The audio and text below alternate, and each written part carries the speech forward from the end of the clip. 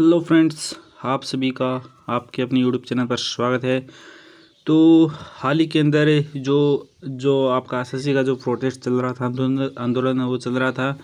तो उसको लेकर जो डीओपीटी जो मिनिस्टर और एसएससी चेयरमैन के साथ है वो उन्होंने 4 जो टीचर्स हैं उनको बुलाया और उनके साथ वो मीटिंग अरेंज की।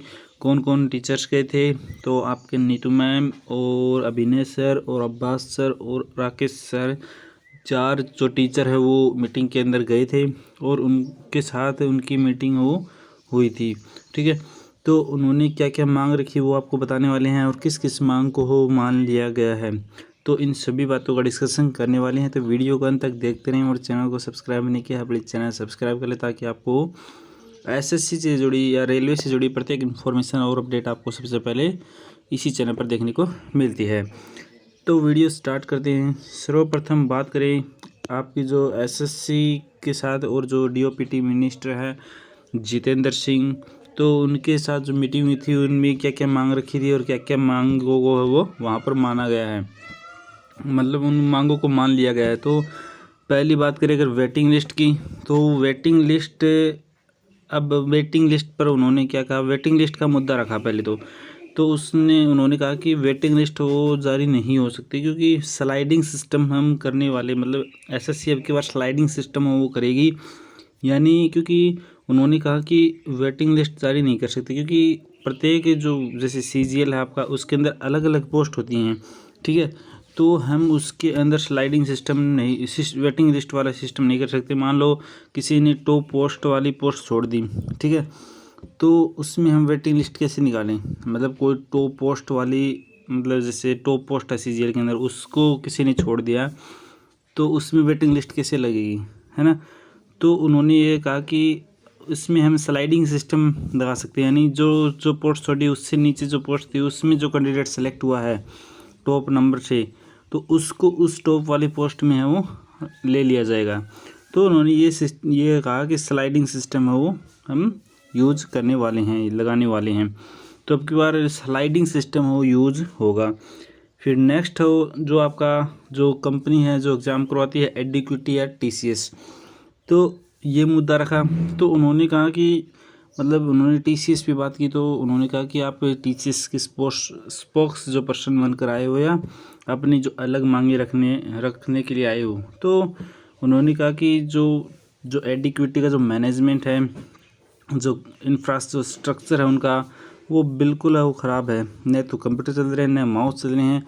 तो उन्होंने ऐसा कहा कि इस पर वो पूरी तरह वो ध्यान दिया जाएगा। अब की बार जब वो आगे एग्ज़ाम होंगी उन पर उस पर ज़रूर फोकस है वो किया जाएगा और सभी को जो मैनेजमेंट है वो अच्छा किया जाएगा। ठीक है, फिर आपका जो सीजीएल और जो स्टेनो का जो एग्ज़ाम है वो पोस्टपोन नहीं होगा।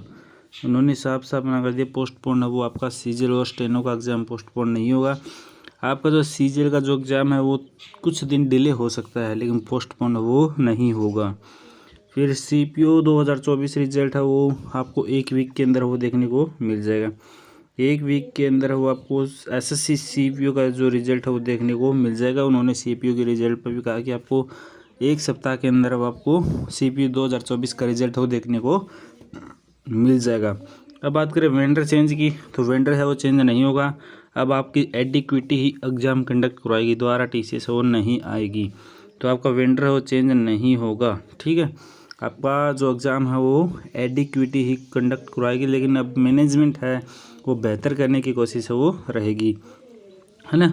फिर नेक्स्ट बात करें सेंट्रल फैसिलिटी और जो इंफ्रा है वो उसकी बात करें, तो ये मुद्दा भी उठाएगा कि सेंटर है वो बहुत ख़राब मिल रहे हैं। ठीक है, न तो सेंटर लैब मिल रही हैं उसके अंदर, न तो कंप्यूटर चल रहे हैं, न माउस चल रहे हैं और न ही किसी प्रकार की वहाँ पर व्यवस्था है। तो उसको लेकर भी उन्होंने आश्वासन दिया है कि हम आगे से जो सेंटर हैं लैब हैं वो अच्छी कंडक्ट करवाने की मांग है वो मतलब आगे निर्देश देंगे। ठीक है ना।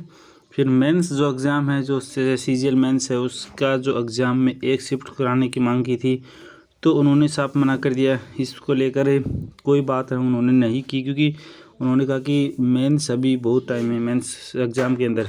ठीक है, तो उसको लेकर उन्होंने कुछ बात नहीं कही। तो फिर बात करें रॉन्ग क्वेश्चन फीस की, जैसे काफ़ी क्वेश्चन वो रॉन्ग दे देते हैं और फिर 100 रुपये पर क्वेश्चन वो चार्ज करते हैं।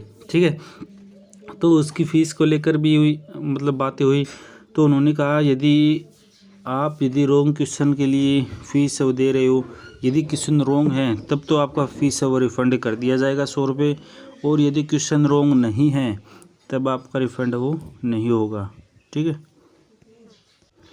यानी रॉन्ग क्वेश्चन होगा तभी फ़ीस आपकी रिफ़ंड होगी, अन्यथा आपकी फ़ीस रिफ़ंड नहीं होगी। यदि आपने ऑब्जेक्शन किया किसी क्वेश्चन पे और आपका क्वेश्चन उनका क्वेश्चन वो सही है और आपने बताया गलत, तो आपकी फ़ीस है वो रिटर्न नहीं होगी। यदि क्वेश्चन सही है और अगर क्वेश्चन गलत है तब आपकी फ़ीस वो रिटर्न हो कर दी जाएगी 100 रुपये। ठीक है, तो पर यूर क्वेश्चन है वो आपके जो 100 रुपये चार्ज लेते हैं रॉन्ग क्वेश्चन के ऑब्जेक्शन के, तो वो यदि क्वेश्चन गलत होने की स्थिति में ही आपको वापस होंगे, अन्यथा वापस नहीं होंगी।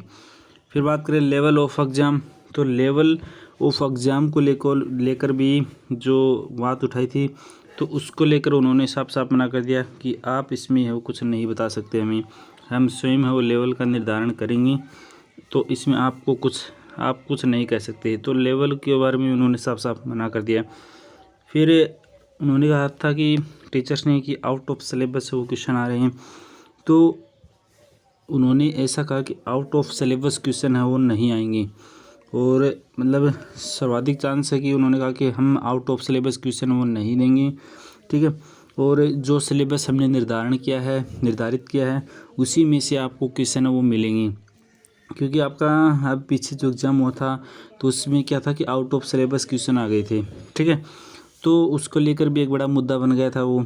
तो अब उन्होंने कहा कि आउट ऑफ सिलेबस आपका कोई भी क्वेश्चन वो नहीं आएगा, यानी आपको जो सिलेबस हमने बताया उसी में से आपको क्वेश्चन वो देखने को मिलेंगी, और लेवल हम डिपेंड करेंगे कि लेवल किस प्रकार का रखना है, और लेवल के अब हिसाब से उन्होंने मना कर दिया।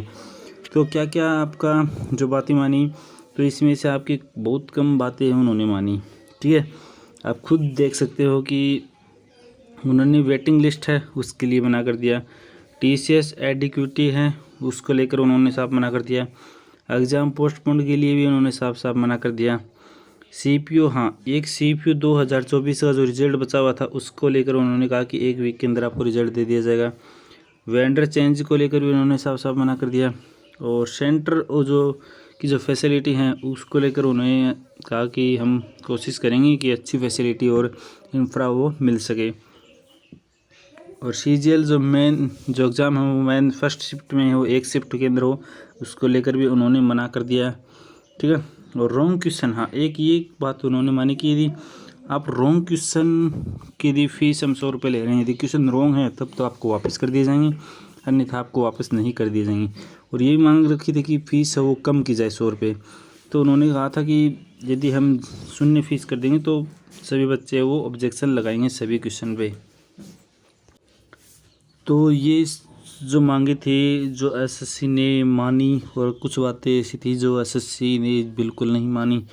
ठीक है, तो और बात आपके एग्ज़ाम है वो कोई पोस्टपोन नहीं होने वाला है, कुछ दिन डिले हो सकता है आपका CGL का एग्ज़ाम, और जो नेक्स्ट भर्ती आएंगी वो आपकी टाइम टू टाइम ही होंगी।